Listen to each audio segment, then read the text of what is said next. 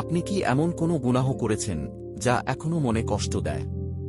আপনি কি কখনো ভেবেছেন, আল্লাহ কি আমাকে ক্ষমা করবেন?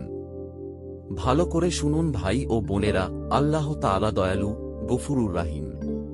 তিনি বলেন, হে আমার বান্দাগণ, যারা নিজেদের উপর জুলুম করেছ, তোমরা আল্লাহর রহমত থেকে নিরাশ হয়ো না। সূরা জুমার 53। আজকে আমি শেয়ার করব তোবার 5টি সহজ ধাপ, যা আপনার অন্তরকে শান্ত করবে, গুনাহ থেকে মুক্ত করবে এবং আল্লাহর নৈকট্য ফিরিয়ে আনবে ইনশাআল্লাহ। ভিডিওটি মনোযোগ দিয়ে শেষ পর্যন্ত দেখুন এবং যদি আপনার হৃদয়ে স্পর্শ করে, তাহলে একবার হলেও বলুন, আস্তাগফিরুল্লাহ। আমরা সবাই ভুল করি। গুনাহ থেকে কেউই সম্পূর্ণ মুক্ত নয়। কিন্তু সবচেয়ে বড় ভুল হল নিজের গুনাহকে ছোট মনে করে তওবা না করা।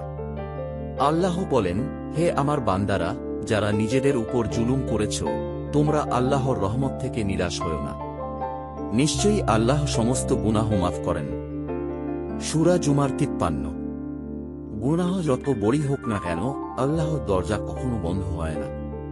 কিন্তু ফিরে আসতে হবে আমাকেই। তাই জীবনের প্রতিটি ভুলের জন্য তওবা করাটা শুধু একটি আমল নয়, বরং আল্লাহর নিকট ফিরে যাওয়ার প্রথম ধাপ। হৃদয়ে স্পর্শ করে, তাহলে একবার হলেও বলুন, আস্তাগফিরুল্লাহ। শুধু মুখে বললেই কি তওবা হয়ে যায়? ইসলামে তওবার কিছু শর্ত আছে, যাতে তওবা আল্লাহর কাছে কবুল হয়। 1. গুনাহ ছেড়ে দেওয়া। কোনো গুনাহ থেকে তওবা করতে হলে আগে সেটিকে পুরোপুরি ছেড়ে দিতে হবে। 2. লজ্জিত হওয়া। অন্তর থেকে লজ্জিত ও অনুতপ্ত হতে হবে, যেন সত্যিই ভুল করেছি। 3. দৃঢ় সংকল্প। ভবিষ্যতে আর সেই গুনাহে না ফেরার অঙ্গীকার করতে হবে। 4. কারো হক নষ্ট করলে তা ফেরত দেওয়া। এই 4টি শর্ত মিলে তবেই হয় একটি পরিপূর্ণ তওবা। যদি আপনি সত্যিকারের নতুন করে শুরু করতে চান, তাহলে এই 4টি শর্ত মনে রাখুন এবং ভিডিওটি শেয়ার করুন যেন অন্যেরও কাজে লাগে। তওবা করার জন্য কোনো নির্দিষ্ট সময় বাধ্যতামূলক নয়। আপনি যে কোনো সময় আল্লাহর দিকে ফিরে যেতে পারেন। তবে কিছু মুহূর্ত আছে যেগুলোতে তওবা আরও বেশি কবুল হয়।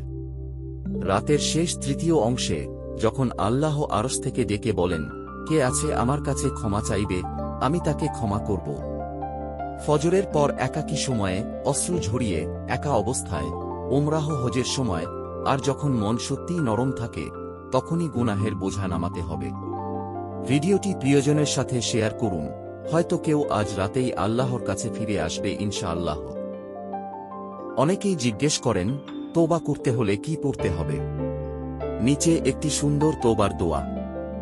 আল্লাহুম্মা গফিরলি জানবি কুল্লাহু, দিক্কাহু ওয়া জিল্লাহু, আওয়ালাহু ওয়া আখিরাহু, আলানিয়াতাহু ওয়া সিররাহু। অর্থ, হে আল্লাহ, আপনি আমার সমস্ত গুনাহ ক্ষমা করুন, ছোট হোক বা বড়, প্রকাশ্য হোক বা গোপন, পুরনো হোক বা নতুন। এছাড়াও তওবার নামাজ রয়েছে, 2 রাকাত সালাত, তারপর আন্তরিকভাবে কান্নাকাটি করে আল্লাহর কাছে ক্ষমা চাওয়া। তাওবা তখনই কার্যকর হয় যখন আপনি অন্তরের গভীর থেকে চান, হে আল্লাহ, আর করব না। ভিডিওটি পছন্দ হলে একটি কমেন্টে লিখে দিন, আল্লাহ আমাকে ক্ষমা করুন। চ্যানেলটি সাবস্ক্রাইব করে রাখুন ইসলামিক পরবর্তী গাইডলাইন পেতে। তওবা শুধু গুনাহ মাফের মাধ্যম নয়, এটি জীবনের পরিবর্তনের চাবিকাঠি।